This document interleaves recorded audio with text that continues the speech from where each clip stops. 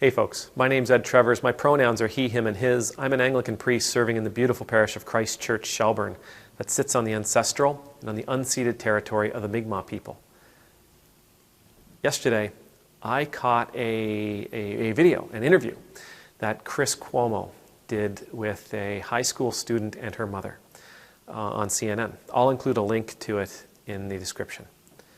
Now, this high school student that he interviewed, he didn't interview her because she was graduating from high school. He didn't interview her because she was going to Harvard.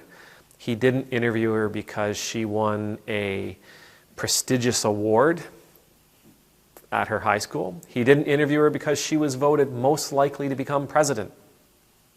He didn't interview her because she was an immigrant to the United States who overcame a lot of diversity in order to achieve all that she had. Her name's Verda. And Verda, she did something really incredible at her high school graduation. When she was presented with the award, the General Excellence Award or something along those lines, she accepted it gracefully, appreciatively. She went and sat down. Then she stood back up, walked back to the podium, interrupted the proceedings, and told everybody that she would rather they take back the award and give it to students who have a financial need as they go forward into their next years of study. Now, Verda probably, given a person who has achieved this much, Verda probably has a full ride at Harvard. She's probably been given everything she needs to go to Harvard. And that's kind of the cool thing about this whole story. Except that I really want to talk about what her mother said. Because what her mother says was just blew me away. Chris Cuomo asked the mother, "What did you think?"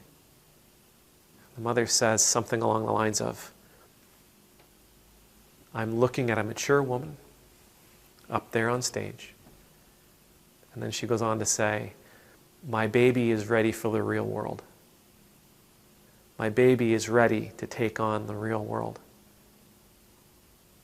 Because she watched her daughter give away $40,000 that she could have used, but probably doesn't need. That told her mother, sitting there, that her daughter was a mature person. That her daughter, her baby, was ready to take on the world. What an incredible standard that is.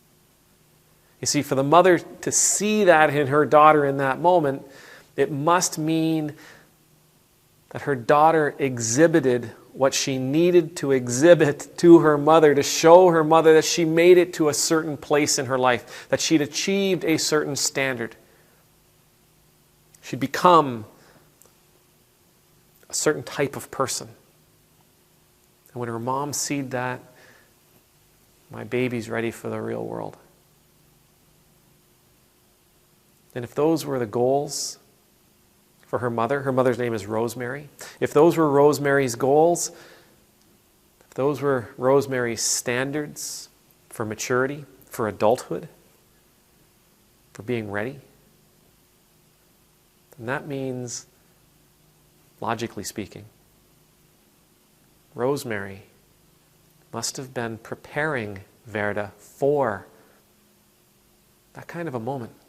She must have been preparing, teaching, training, educating, mentoring Verda to be this type of person, to be willing to do that kind of thing.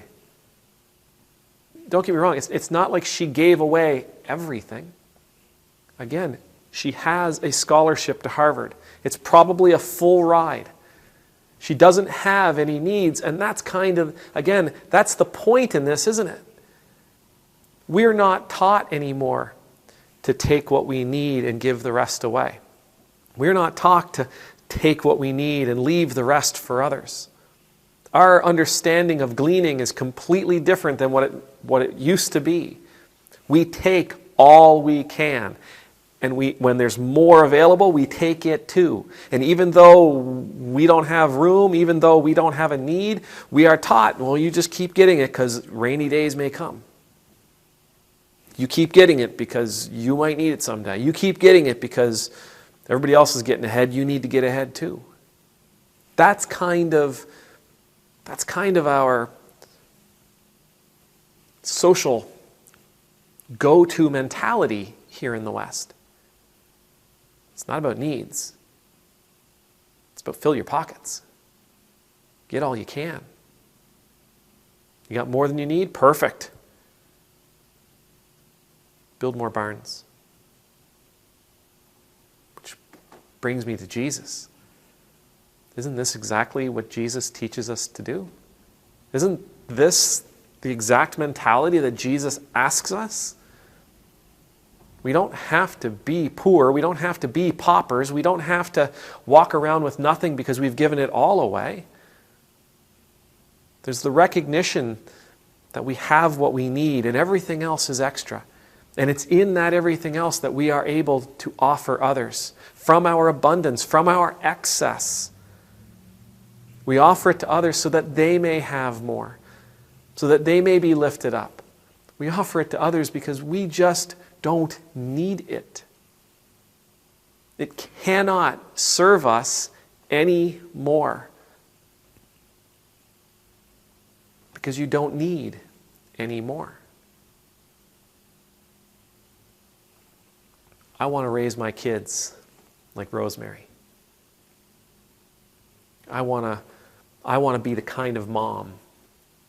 I want to be the kind of mother that Rosemary is.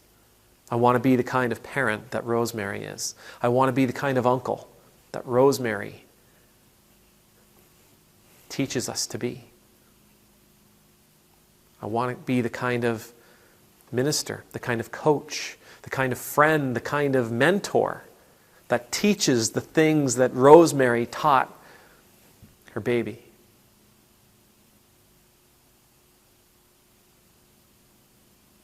Thank you, Rosemary. Thank you for what you've done. Thank you for what you've taught. Thank you for the example you've given us. And thank you for equipping your daughter to be a powerful force, a wonderful, loving force in this world. And congratulations, Verda. May the Lord bless you. May the Lord keep you. May the Lord's face be made to shine upon you and be gracious to you. May the Lord's countenance be lifted up to you. May you always know the peace of being in the Lord's presence. And I pray that you and I would be as willing as Verda to give of our abundance. And that we would teach as Rosemary taught her baby. Amen.